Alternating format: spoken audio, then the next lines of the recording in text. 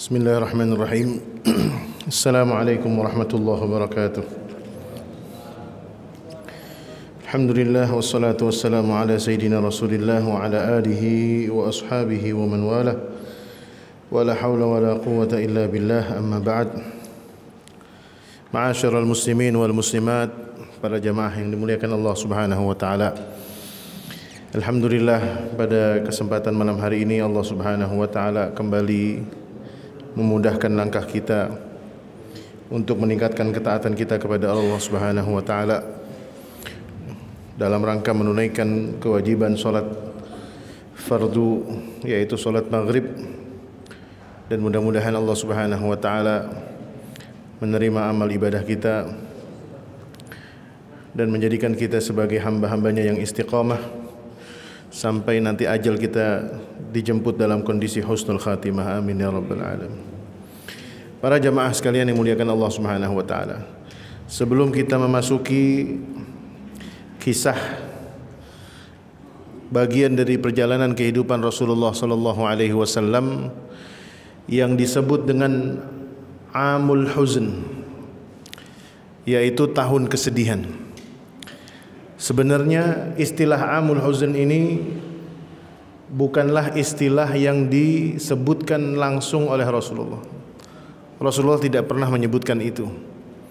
Tetapi istilah ini digunakan oleh para ulama ketika dahsyatnya perjalanan hidup Rasulullah sallallahu alaihi wasallam dari tahun ke-7 kenabian sampai tahun ke-10, dan pada puncaknya adalah ketika pada tahun ke-10 itu, di mana Rasulullah sallallahu alaihi wasallam setelah kita bahas kemarin perjalanan ke Habasyah, ke negeri Habasyah, para sahabat yang jumlahnya sekitar 114 atau 116, dan kemudian setelah itu ada kejadian hiburan dari Allah Subhanahu wa taala untuk baginda Rasulullah dengan masuk Islamnya Sayyidina Hamzah, kemudian masuk Islamnya Sayyidina Umar. Tetapi setelah itu kemudian datang lagi cobaan yang tidak kalah dahsyatnya, yaitu ketika kaum muslimin itu mengalami embargo. Nah, ini sekarang malam ini kita akan bahas bagian terakhir embargo. Karena minggu lalu kita sudah sampai bagaimana Allah mengirimkan pasukannya sedikit aja. Wa ma ramaita idz ramaita walakinallaha rama. Ketika Allah, mungkin hati kita terkadang terjebak dengan perasaan Allah itu tidak ada. Sering kita terjebak dengan pikiran suuzon kepada Allah. Terkadang kita terjebak dengan pikiran Allah mana, nggak ada. Saya lagi susah begini, Allah nggak ada. Lagi terpuruk hidup kita, kita merasa Allah tidak melihat kita. Padahal Allah melihat. Cuma terkadang kita salah ketuk pintu, kita salah kembali, kita tidak tahu jalan pulang menuju Allah Subhanahu wa taala. Yang pada akhirnya banyak di antara kita ketika menemukan permasalahan bingung bagaimana caranya kembali kepada Allah Subhanahu wa taala. Bagaimana cara memulai kembali hubungan yang baik dengan Allah Subhanahu wa taala, bingung. Padahal Allah Subhanahu wa taala itu mudah. Bahkan ketika kita di dalam kehidupan ini, kenapa Allah sangat murka dengan satu dosa, yaitu musyrik. Kemusyrikan, Allah itu paling murka dengan dosa Bani Adam. Dosa apapun Allah tidak ada yang murka, tetapi ada satu dosa yang Allah nggak bakalan ampunin kecuali orang itu bertaubat. Innallaha la yaghfiru ayyushraka bihi wa yaghfiru ma duna dzalika liman yasha. Orang kalau berbuat kemusyrikan dan kemudian dia tidak bertaubat sampai akhir hayatnya, maka Allah akan catat, Allah akan masukkan orang tersebut ke dalam api neraka khalidan mukhalladan finnar. Selama-lamanya akan menjadi penduduk neraka. Tetapi kalau dia bertaubat meskipun akhir lahzah, di ujung nafasnya dia bertaubat kepada Allah Subhanahu wa taala, Allah akan ampuni. Pernah ada satu kejadian di Inggris atau di Jerman, saya lupa. Ada kisah anak muda, seorang pemuda Mesir, berdua dia. Seorang pemuda Mesir, dua orang sedang kuliah. Saya lupa di Jerman atau di Inggris. Tapi ini kisah di luar negeri, di Eropa. Ketika di lorong, koridor rumah sakit rawat inap itu, dia ingin menjenguk salah satu rekannya yang sedang dirawat. Ini betapa rahmatnya Allah Subhanahu wa taala. Terkadang catatan kehidupan kita sepanjang itu penuh dengan kemusyrikan, tetapi Allah takdirkan di ujung nafasnya dia bertaubat dan kemudian mengucapkan kalimat tauhid la ilaha illallah Muhammadur Rasulullah. Tiba-tiba ketika mereka berjalan di lorong itu, keluarlah seorang gadis, seorang perempuan berteriak. Mungkin kalau dalam bahasa istilah medisnya itu code blue, kode biru. Kode biru itu kalau dalam dunia medis artinya apa? Emergency. Mungkin saat itu orang tuanya sedang naza, sakaratul maut. Tidak ada yang ditemukan kecuali dua anak muda Mesir ini. Yang kemudian anak Mesir ini dua-duanya masuk ke ruangan orang tuanya, ibu-ibu yang sudah sakaratul maut. Ketika menjelang sakaratul maut itu, tidak ada yang bisa dilakukan oleh dua orang pemuda Mesir ini yang barangkali awam tentang ilmu kedokteran, kecuali mengucapkan, dibimbinglah dia dengan kalimat la ilaha illallah. La ilaha illallah. Coba Pak, bayangin Pak. Orang Mesir bingung, mau ngapain, saya bukan dokter. Saya taunya cuma kalau ngadepin orang mau meninggal cuma ngucapin kalimat la ilaha illallah, diucapin dan diikuti oleh si ibu yang mau meninggal itu. Dia mengucapkan kalimat la ilaha illallah. Setelah itu nafasnya berhenti, meninggal. Anaknya kaget. Apa yang diucapkan ibu saya? Apa yang engkau sebutkan tadi? Kalimat apa yang engkau bacakan kepada orang tuaku sampai orang tua mengikuti? Dijelaskanlah beberapa hari setelah itu. Kami Muslim, maka kami berupaya menolong. Kami tidak tahu harus mengucapkan apa, kecuali dalam agama kami itu orang kalau udah meninggal semaksimal mungkin dibimbing untuk mengucapkan dua kalimat syahadat. Dan orang tua kamu ikut. Ditanyalah oleh anak ini, konsekuensinya apa kalau orang tua saya baca itu? Ya orang tua kamu muslimah. Makanya kami ngotot kemarin untuk dikubur secara Islam. Orang satu keluarga kaget, gimana cara masuk Islam? Dari kemarin masih ke gereja. Akhirnya sang anak pun bertanya-tanya.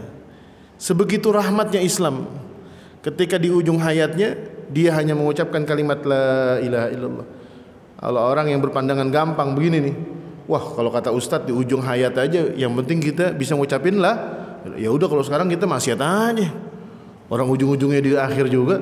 Permasalahannya pas di akhir tuh kita bisa apa kagak? Permasalahannya pas di ujung itu kita ada yang ngebimbing apa kagak?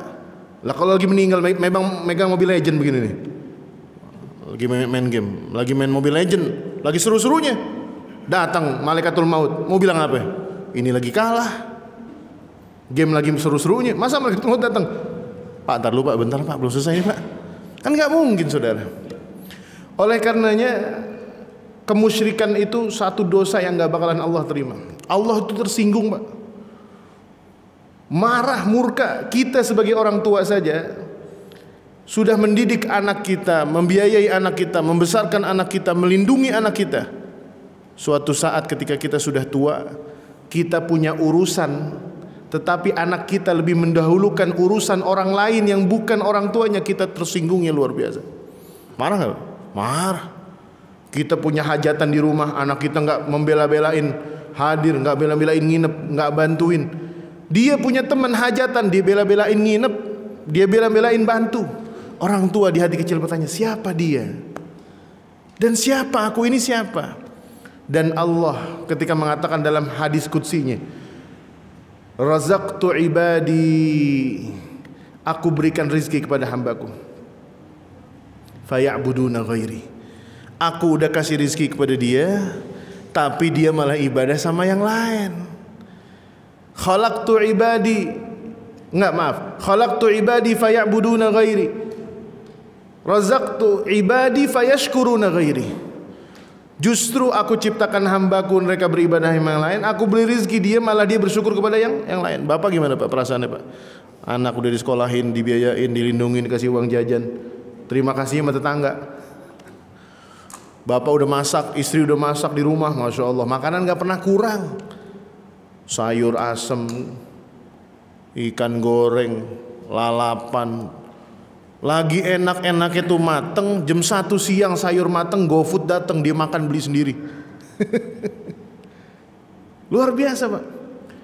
Allah Subhanahu wa taala ketika kemusyrikan itu dipilih oleh seorang anak Adam, luar biasa murkanya Allah Subhanahu wa taala.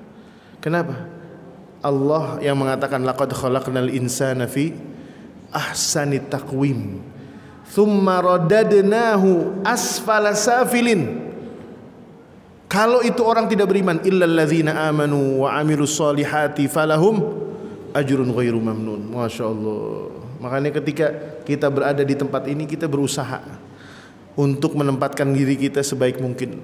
Masa lalu kita banyak maksiatnya, masa lalu kita banyak keburukannya. Saya ada pengajian di daerah mana? Wijaya, Tendean. Hadis, pengajian hadis. Suatu waktu ada seorang jamaah udah sepuh, mungkin umurnya udah hampir 70 tahun. Datang kepada saya, matanya berlinang, tangannya bergetar.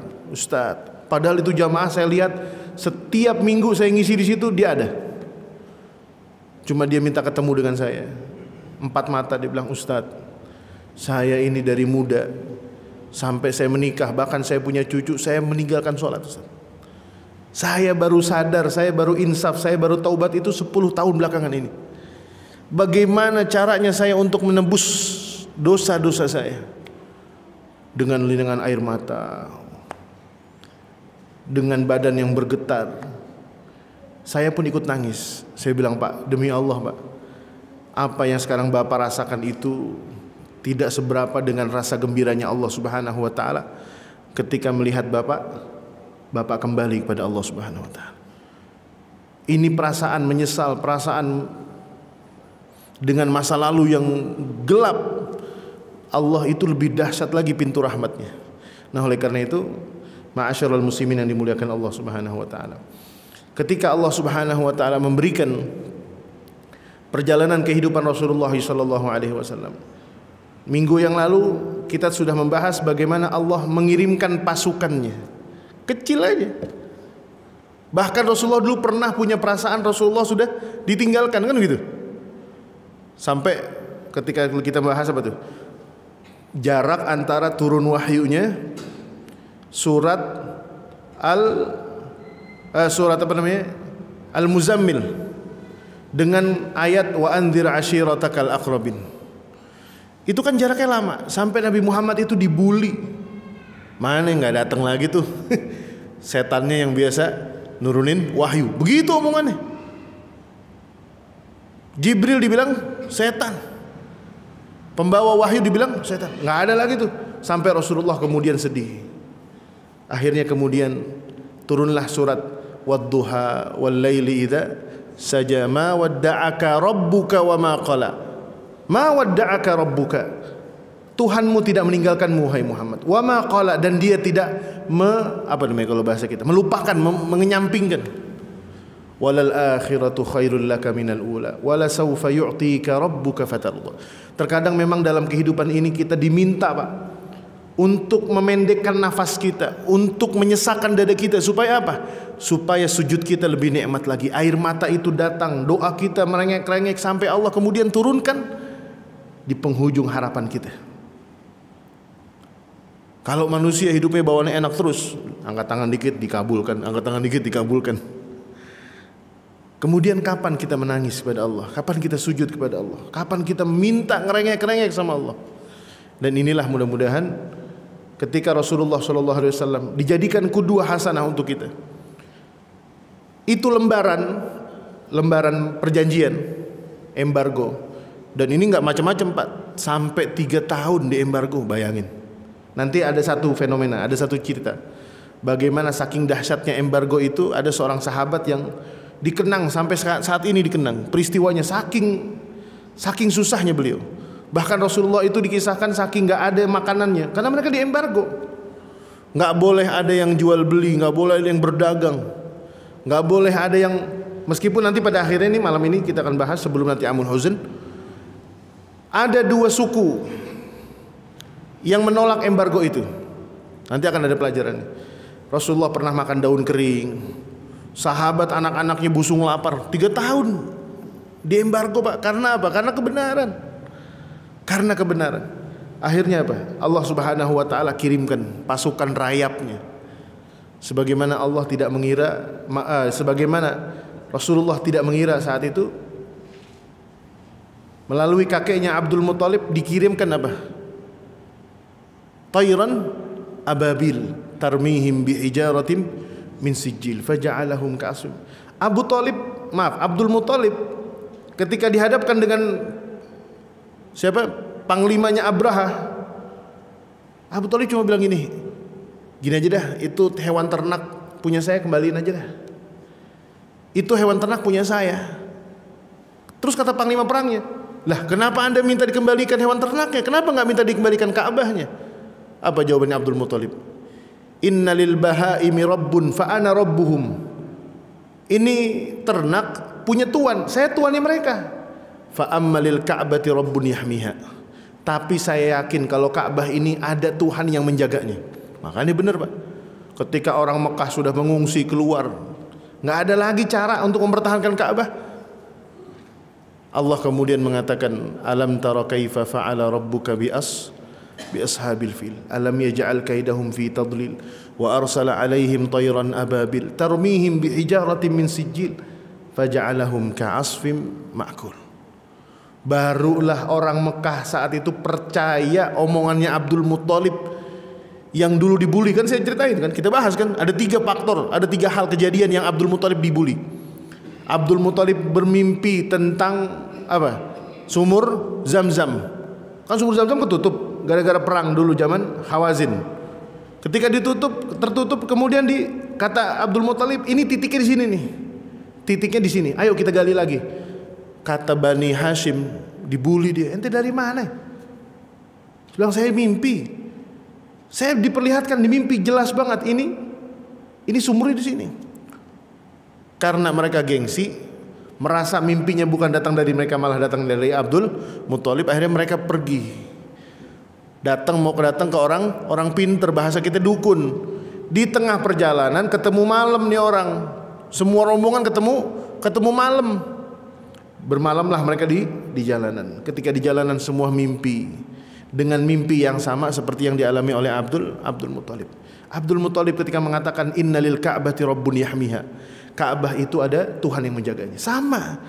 Ketika Sahifah, barangkali kita pikir gimana caranya Islam itu di zaman sekarang, marginal. Di kanan dibully, di kiri dibully, depan dibully. Udah ada pemimpin bagus, yang ono korupsi. Lagi-lagi yang korupsi orang Islam. Nih kapan baiknya Islam nih begini terus. Kita harus yakin suatu saat Allah akan datangkan orang-orang baik. Nah oleh karenanya, ma'asyiral muslimin yang dimuliakan Allah Subhanahu wa taala, ketika lembaran itu semuanya habis kecuali kalimat jalalah, kalimat Allah Subhanahu wa taala. Habis. Satu bangsa, satu Quraisy mengatakan, "Woi, itu lembaran habis kecuali nama Tuhannya Muhammad sallallahu alaihi wasallam." Mereka enggak ucapin sallallahu alaihi wasallam. Mereka cuma bilang Tuhannya Muhammad. Apa mereka beriman? Oh enggak. Izdadu kufran wa inadan. Mereka tambah kufur, tambah benci, tambah memusuhi, kecuali 2 suku. Dan ini suku yang terdekat, yaitu Bani Hashim dan Bani Abdi Manaf. Ini 2 suku nih Pak. Bani Hashim dan Bani Muthalib. Bani Muthalib ini bukan Bani Abdul Muthalib, bukan. Muthalib ini kalau kita ingat lagi kisah di awal, Al-Muthalib ini adalah pamannya Rasulullah. Pamannya Rasulullah dari kakeknya Abdul Muthalib. Jadi Abdul Muthalib ini punya paman namanya, jadi jatuhnya kakek Rasulullah juga. 2 suku ini menolak. Ketika sudah ada tanda lembaran itu dirusak, mereka datang, kumpul di Darun Nadwah. Bilang apa? Udah, nggak bisa nih, Muhammad nggak bisa diterus-terusin di embargo. Dia sudah menunjukkan ada bukti dari langit, bahasa begitu. Tapi nggak juga Pak. Akhirnya cuma 2 suku ini doang. Bani Hashim, Bani Muthalib yang berani melanggar kesepakatan untuk memberikan makanan kepada mereka. Dan ini peristiwa 3 tahun terjadi lamanya. Sampai dikisahkan ada seorang sahabat, Sa'ad bin Abi Waqqas. Sa'ad bin Abi Waqqas. Ini kalau menurut orang-orang yang bahas tasawuf, Pak, Sa'ad bin Abi Waqqas ini walinya luar biasa. Kita jangan parno juga nih ya. Karena Rasulullah pun waliyun min auliyaillah, sayyidul auliya. Wali ini bukan yang bisa terbang, bisa makan warteg gratis, bukan, Pak. Orang bisa makan warteg gratis, wali nih. Padahal yang punya kontrakan dia.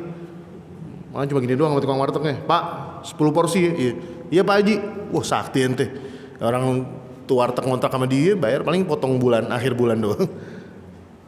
Jangan diidentikan wali itu dengan kesaktian.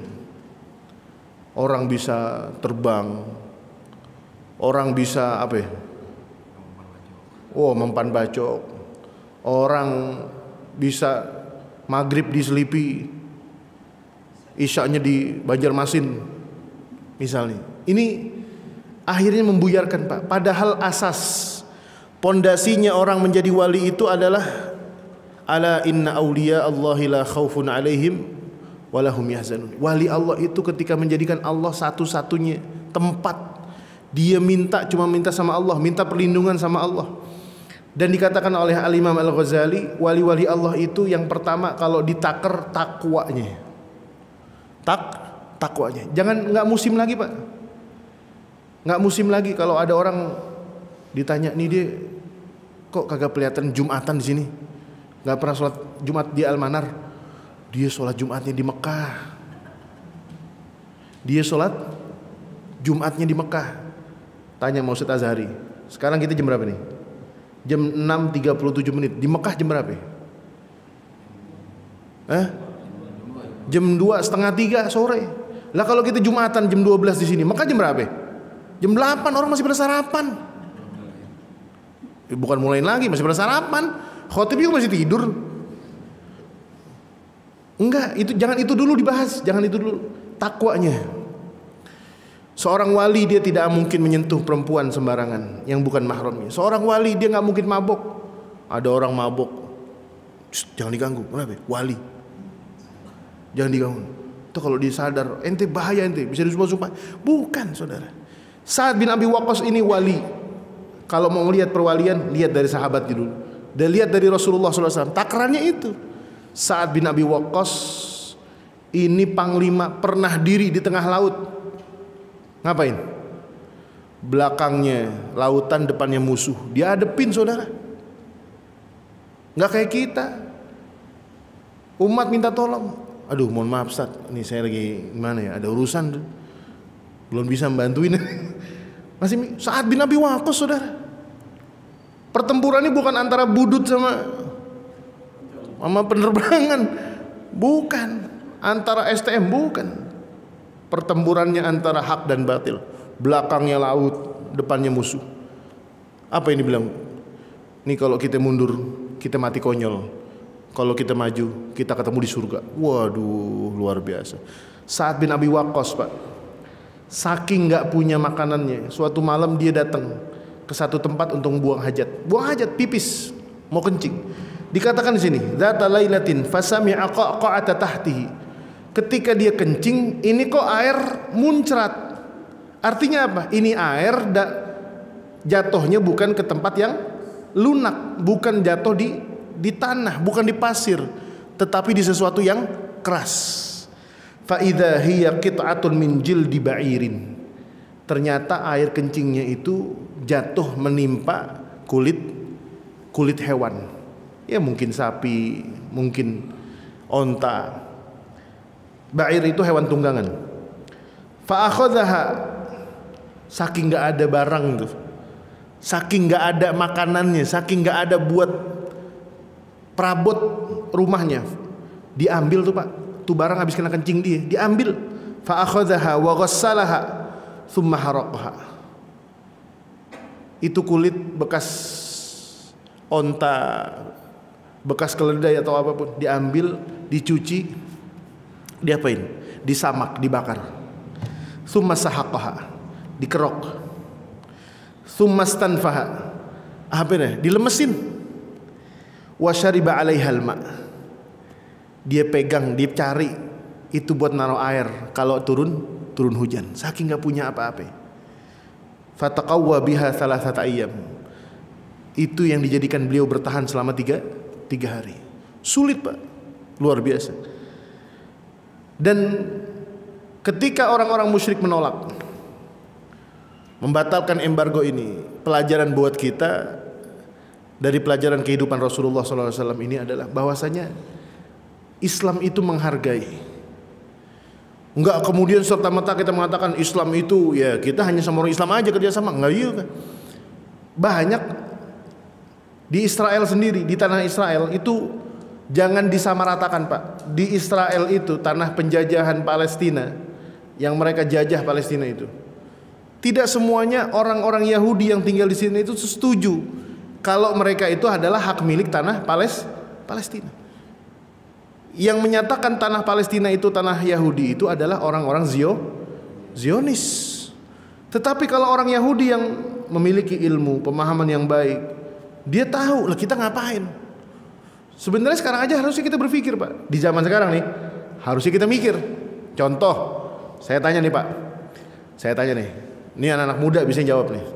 Palestina kalau lagi Piala Dunia kualifikasinya lewat mana? Asia apa Eropa? Hah? Palestina. Asia, Palestina. Kalau dia mau kualifikasi Piala Dunia, lewatnya regionalnya apa? Asia. Sekarang pertanyaan saya, kenapa Israel kualifikasi Piala Dunia lewat Eropa? Kalau emang itu tanah dia di bagian Asia, kenapa kualifikasinya lewat Eropa? Sepp Blatter yang turun gara-gara korupsi, jangan pernah percaya. Ini besok bulan depan nih, bukan bulan depan, berapa hari lagi Piala Dunia? Wah, hati-hati nih Almanar nih, sepi. Kan jamnya pas jam segini main bolanya nih.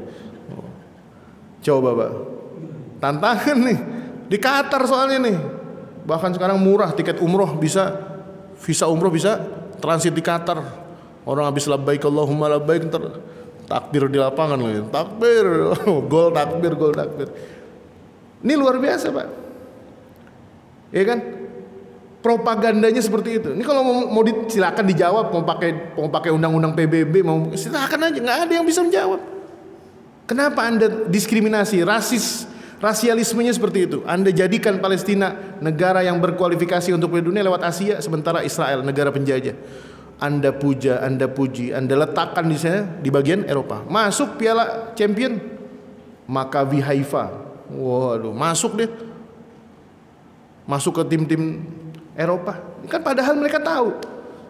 Oleh karenanya Zionis sendiri itu mereka yang mempercayai kalau tanah mereka adalah tanah Israel. Tetapi kalau orang Yahudi, ahlul kitab yang berpegang kepada ajaran murninya, mereka sendiri meyakini bahwa tanah mereka itu bukan tanah Palestina, itu bukan tanah mereka, itu tanahnya kaum muslimin. Mereka yang menentang keras. Kalau terjadinya pembunuhan, bulldozer, penghancuran, silakan dibuka. Mungkin di YouTube juga banyak orang-orang Yahudi itu. Nah, sama dengan kejadian yang menimpa Rasulullah SAW.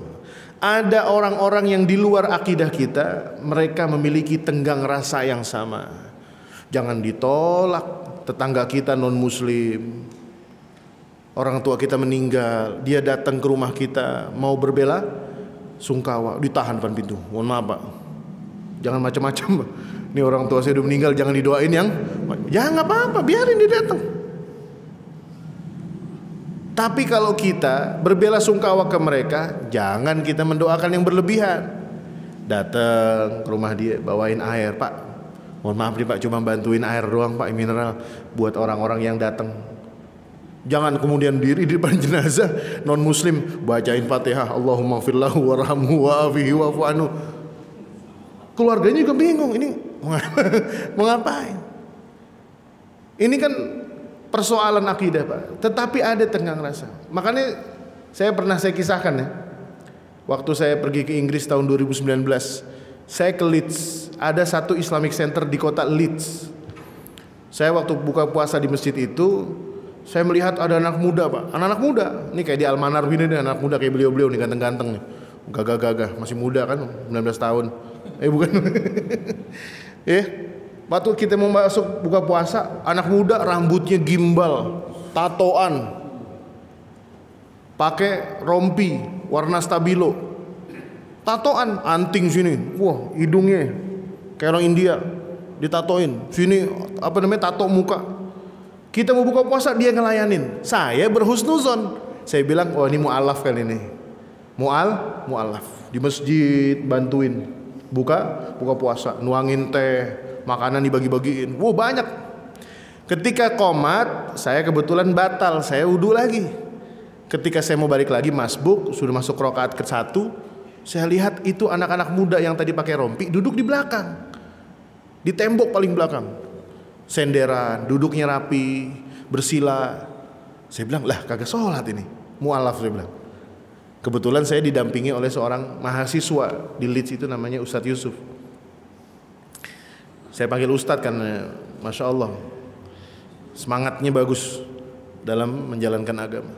Saya tanya, Mas, nih kok beliau pada nggak sholat di belakang? Oh yang mana Ustaz? Itu yang pakai rompi-rompi stabil. Oh bukan Ustaz, itu non muslim Ustaz.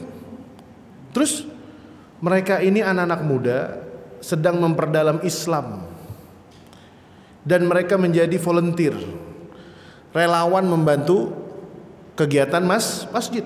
Kalau Ustaz keluar sekarang, itu di parkiran ada yang jagain parkiran Ustaz, non muslim. Ada 2 orang ngatur parkiran, ngejagain. Kalau ada anak muda yang rasis, yang ngelemparin petasan, ngelemparin apa, pilok-pilok, itu dia yang bela-belain. Mereka biasanya 2 bulan, 3 bulan itu masuk Islam Ustaz. Kenapa? Mereka minta waktu untuk melihat bagaimana kegiatan kaum muslimin. Ada Pak. La tajidanna ashaddan nasi adawatan lil ladzina amanu al yahuda wal ladzina asyraku wa la tajidanna aqrabahum mawaddatan lil ladzina amanu inna nasara. Kata Allah Subhanahu wa taala, ada yang paling dekat dengan orang muslim itu orang Nasrani, yang hatinya lembut, baik. Saya dulu waktu masih tetangga, saya masih lengkap tuh, belum ada yang pindah-pindah, belum digusur. Itu kalau hari lebaran, Idul Fitri, itu rumah saya penuh Pak. Huta Barat, Sitorus, ada lagi orang Cina yang punya toko Dewi, datang makan opor, sayur godok. Waduh, udah paling semangat dia, paling banyak ngabisin. Datang ke rumah kita, minal aidin wal faizin, mohon maaf lahir batin, yang terfoto di barang belas, seru juga. Kita nggak bisa memungkiri kalau di antara orang-orang non muslim itu ada yang punya cinta, menolak ketika Islam itu dihinakan, ketika Islam itu dimarginalkan, ketika ada kriminalisasi pada ulama, ada aksi-aksi vandalisme misalnya, nggak bisa diterima. Nah, oleh karenanya Bapak Ibu yang berbahagia, itu pelajaran dari kisah tentang apa namanya, embargonya Rasulullah SAW, berlangsung selama 3 tahun. Akhirnya Rasulullah SAW di akhirnya ini tiba-tiba dikagetkan dengan kedatangan 33 sahabat yang datang dari Habasyah. Jadi ini kebayang kemarin kan, mereka udah ada 116 ini tiba-tiba ada kabar yang membawa, ini kabar burung yang mengatakan apa? Orang Quraisy masuk Islam. Jadi di antara proses mediasi yang diadakan oleh Bani Hashim dan Bani Muttalib, setelah embargo ini mereka ingin mendamaikan, udahlah nggak usah embargoan. Rasulullah SAW kemudian diminta untuk berbicara. Jadi yang hadir itu ada 3 pihak. Yang pertama kaum muslimin dipimpin oleh Rasulullah, yang kedua mediatornya adalah Bani Hashim dan Bani Muttalib, dan yang terakhir adalah Abu Jahal dan gerombolan ini dan rombongannya. Rasulullah ketika diminta, wa min jumlatil akhbari allati hamalat ba'dul muhajirin fi ardi al-Habasyah bi anna ahlaha qad aslamu anna Nabi sallallahu alaihi wasallam tala ala Quraisyin yauman. Ketika mereka sedang berkumpul, Rasulullah disuruh memperdengarkan, wahai Muhammad, coba kalau emang ente bener, ini masih nanya Pak, udah bertahun-tahun masih nanya, emang ente bener Nabi? Coba ente bacakan apa yang engkau dapatkan dari Tuhanmu. Dibacakanlah surat Wan Najmi idza hawa ma dhalla sahibukum wa ma ghawa wa ma yantiqu anil hawa in huwa illa wahyu yuha. Sampailah kemudian ayat fasjudu lillahi wa'budu. Ini ayat kalau dalam Al-Qur'an disebut dengan sujud tilawah. Nah, Rasulullah sujud. Nah, ini sebab kenapa orang Quraisy diisukan masuk Islam. Rasulullah sujud, semuanya sujud. Kecuali ada satu orang tua yang gengsi, nggak mau sujud. Ketika dia ngeliat, lah ngapain pada sujud? Dia ngeledek. Nih, cara sujud saya gampang. Dia ambil tangannya, dia peperin ke mana? Ke tanah, ditempelin gini. Nih sujud nih. Begitu. Kan kalau kita kan sujud gini ya. Dahi kita ke kening kita ke tanah. Ini enggak, Pak. Ada orang tua saking dia takaburnya kepada Rasulullah. Ini diriwayatkan kata Rasulullah sallallahu alaihi wasallam. Ini diriwayatkan dari Ibnu Mas'ud. Ibnu Mas'ud memperhatikan ini orang tua, ketika semuanya pada sujud dia nggak mau sujud. Dia ambil tanah di mana di bawah, ditempelin. Hakaza asjud. Saya cuma sujud begini doang. Kata Ibnu Mas'ud, ini orang yakfini hadza faraaituhu ba'da qutila kafiran. Sampai kemudian waktunya perang Badar dia ketemu dan dia masih berada di pasukannya Abu Jahal. Nah, ketika sujud, kenapa orang-orang musyrikin Quraisy sujud? Karena orang-orang musyrikin ini terhanyutkan oleh bacaan wan najmi idza hawa ma dhalla sahibukum wa ma ghawa wa ma yantiqu 'anil hawa in huwa illa wahyu yuha. Perhatikan di akhir ayatnya, Pak. Ini kalau dalam Al-Qur'an namanya qawafi. Qawafi itu apa ya? Sajak kalau bahasa kita. Misalnya jalan-jalan ke Jakarta, pulang pergi naik kereta kan gitu, belakangnya ta semua kan gitu tuh. Hah? Pantun ada sajaknya. Ini sama, Al-Qur'an juga sama. Wan najmi idza hawa, belakangnya hawa. Ma dhalla sahibukum wa ma ghawa. Ini orang-orang musyrikin terhanyut dengan luar biasa. Firman-Nya Allah tuh luar biasa. Ketika Rasulullah sujud dia ikut sujud. Akhirnya diberitakan orang Quraisy masuk Islam. Padahal orang-orang Habasyah nih, orang-orang sahabat nih Abu Ja'far ketika datang ke Mekah pas diketemukan sama aja. Nggak ada yang berubah. Nah, disitulah kemudian batalnya embargo. Tetapi setelah itu Rasulullah SAW dihadapkan dengan wafatnya seorang sosok dalam kehidupan beliau yang memiliki peran besar. Siapa? Yang pertama meninggal duluan yaitu paman beliau yang bernama Abu Thalib. Abu Thalib wafat setelah Rasulullah SAW berada di samping kanan beliau. Abu Thalib menjelang sakaratul mautnya, beliau minta didatangkan Muhammad SAW. Cuma pengen ngelihat yang terakhir kalinya. Rasulullah pun menemui dan kemudian duduk. Rasulullah saat itu tidak ada pembicaraan kecuali mentalkinkan. Mentalkinkan. Ini Pak nih. Mentalkinkan jenazah itu sebelum wafat. Mentalkinkan jenazah sebelum wafat itu sunnah. Bahkan kalau bisa diusahakan. Ini sedikit saya berbagi ilmu. Ada sunnah. 3 amalan sunnah yang harus kita lakukan kalau kita menghadapi orang yang mau sakaratul maut, menjelang kematian. Yang pertama, berikan dia air minum, air putih yang adem. Gak usah es campur, gak usah. Gak usah es kelapa, air adem aja, air adem. Kalau dia gak bisa pakai sedotan, sendokin, Pak. Meskipun dia gak minta, kasih. Karena fitnah sakaratul maut itu dahsyatnya luar biasa. Sampai diriwayatkan oleh Imam Ahmad, orang yang meninggal menjelang sakaratul mautnya itu kadang diuji dengan adanya iblis yang berdiri di ujung kakinya dia sedang tiduran. Dia bawa apa? Air putih. Gimana bro? Tenggorokan kering kan? Nih saya bawa air putih. Oleh karenanya kita sebagai ahli keluarganya, kalau sedang mendampingi orang tua, keluarga yang menjelang sakaratul maut, berikan air. Sedikit-sedikit aja. Yang kedua, siwak. Bersihkan mulutnya dengan siwak. Kalau nggak punya siwak, cari kain yang halus. Kalau nggak ada kain yang halus, pakai tangan yang bersih. Jangan tangan habis nyuci ikan, masukin. Cari disiwak seperti gerakannya bersiwak. Tujuannya apa? Tujuan supaya mulutnya tidak keluh untuk melakukan amalan sunnah yang ketiga, yaitu mengucapkan kalimat la ilaha illallah. Itu cukup. Bahkan dalam satu ceramahnya Gus Baha itu menemukan satu riwayat, katanya kalau nggak salah riwayat Al-Baihaqi, dikatakan kalau mengucapkan kalimat Allah saja itu cukup. Allah itu udah cukup, termasuk di antara kalimat jalalah. Tapi kalau dia bisa mengucapkan kalimat la ilaha illallah itu luar biasa, Pak. Kalau dia udah ngucapin kalimat la ilaha illallah terus ganti lagi, misalnya orang tua zaman sekarang ngucapin kalimat la ilaha illallah, udah bener nih ngomong tuh, setelah itu dia ngebahas kontrakan lagi.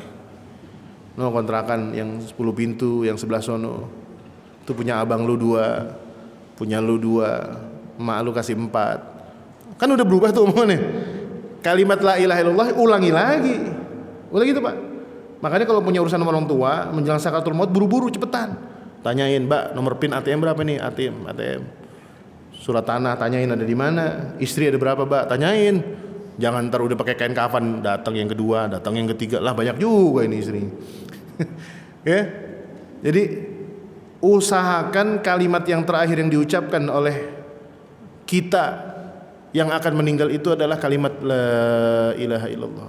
Kan gitu, Pak. Sakaratul maut tuh kadang dia sadar, kadang hilang. Kadang sadar, kadang hilang sadarannya. Kalau dia lagi sadar, bimbing kalimat la ilaha illallah.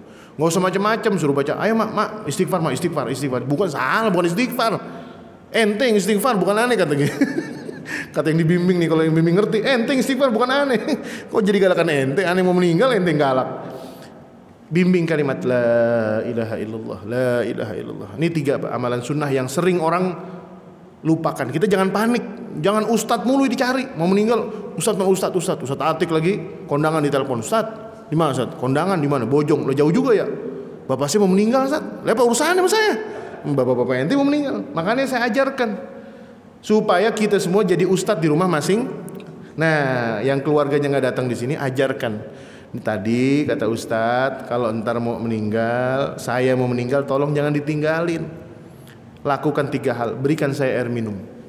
Al-Imam Ahmad bin Hambal di ujung hayatnya, di ujung kehidupannya, palanya geleng-geleng, Pak. Anaknya padahal mengucapkan kalimat ya abatah qul la ilah. Imam Ahmad, Pak, sekelas Imam Ahmad mau meninggal masih ditalkinin sama anaknya. Ketika anaknya bilang la ilaha illallah, Imam Ahmad geleng-geleng. Anaknya kaget. Gimana nih ceritanya? Imam besar, ulama besar, mau meninggal diucapin kalimat la ilaha illallah tapi geleng-geleng. Ketika sakaratul mautnya hilang, kesadarannya datang, ditanya, "Wahai ayahku, tadi kenapa? Ditalkinin la ilaha illallah malah geleng-geleng." Apa kata Imam Ahmad bin Hanbal? "Ya gimana saya kagak geleng-geleng? Di ujung kaki saya tadi ada iblis datang deh. Dia bawa air, gigit jari." Dibilang apa? Ahmad bin Hanbal, iman ente paling top, iman ente paling keren, sampai akhir hayat ente nggak bisa digodain. Kata Imam Ahmad, belum selesai, belum selesai. Sampai nyawa saya dicabut, saya baru selesai melawan anda. Kalau kita ntar digodain, ente keren, akhir hayat ente aman. Iya saya. Jangan, makanya itu, Pak. Kita ketika menghadapi orang yang menjelang sakaratul maut, kita dampingi. Lakukan 3 hal tadi. Berikan air putih supaya kerongkongannya tidak kering. Yang kedua apa? Siwakan. Kalau nggak ada siwak, pakai tangan yang halus supaya mulutnya tidak. Dan yang terakhir adalah apa namanya? Bacakan kalimat la ilaha illallah supaya diikutin. Dan ini luar biasa. Insya Allah. Sudah isya ya? Sudah azan ya? Sudah ya? Berarti kita akan bahas lagi di kemudian hari, minggu yang akan datang, tentang kematiannya Abu Thalib, seperti apa peristiwanya dan apa sikap Allah Subhanahu wa taala menanggapi kematiannya Abu Thalib. Dan kemudian tidak berapa lama, berbeda selang 3 bulan, wafatlah Khadijah binti Khuwailid, istri Rasulullah sallallahu alaihi wasallam. Mudah-mudahan Allah Subhanahu wa taala memberikan kita keistiqomahan dan kita diberikan husnul khatimah di akhir hayat kita dalam kondisi Allah ridha kepada kita semua. Allahumma anfa'na bima 'allamtana wa 'allimna ma yanfa'una وزدنا علما برحمتك يا أرحم الراحمين وصلى الله على نبينا محمد وعلى آله وصحبه وسلم سبحان ربك رب العزة عما يصفون وسلام على المرسلين والحمد لله رب العالمين. Lebih kurangnya mohon maaf. Assalamualaikum warahmatullahi wabarakatuh.